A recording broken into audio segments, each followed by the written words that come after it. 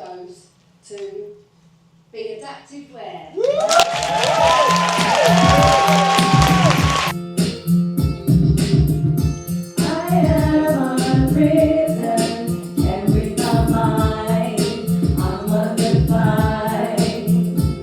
My name is Caron McKluckie. I'm the director of Bealies Adaptive.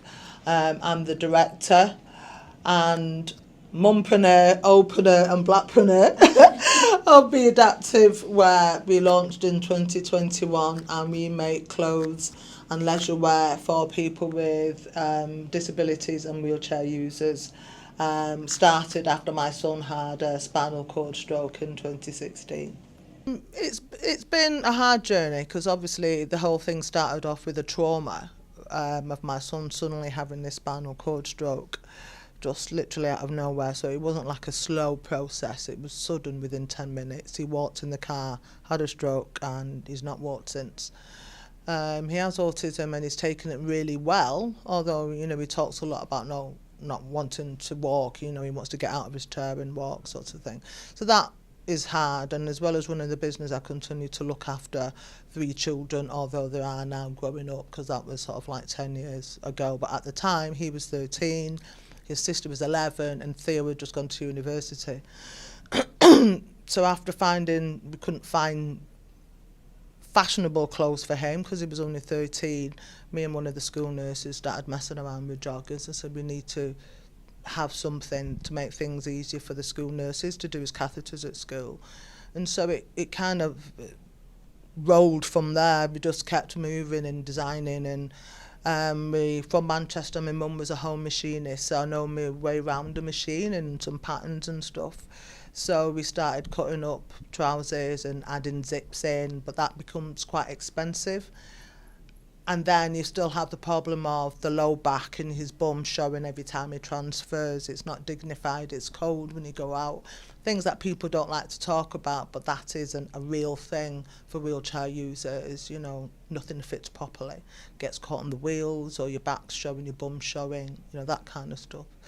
Hardest part is, as well as the funding and marketing, so I was having to keep going back to the drawing board because everybody's different, aren't they? The shapes and everything, everybody's really different. So trying to keep going back and make it a bit narrower, make it a bit like this, and then people asking, oh, do you do this, can you do that?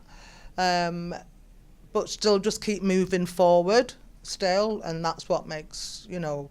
And then when people buy them and said this has been really helpful, my son really likes wearing them, he makes them more independent, so you know you're doing the right thing, if you know what I mean. So we just sort of keep kind of moving with it, really. But yeah, it's hard work, but we've been doing it. We just keep putting one foot in front of the other somehow. So it's been good. Well, when I get back from my cruise, my old ladies cruise next year,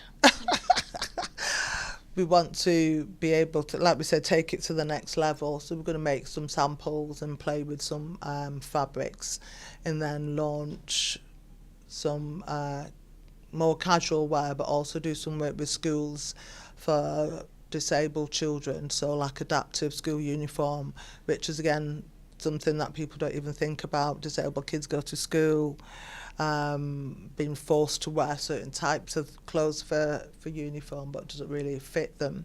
So one of my brand ambassadors, he loves them and he wears them for school, and another person been buying lots of clothes as well for us. So that's our next big thing: new fabrics, new designs, school uniform, adaptive wear, and we still want to be knocking on the door of Team GB Paralympics. I want to make a Team GB tracksuit. So if you know anybody in the know, let me know.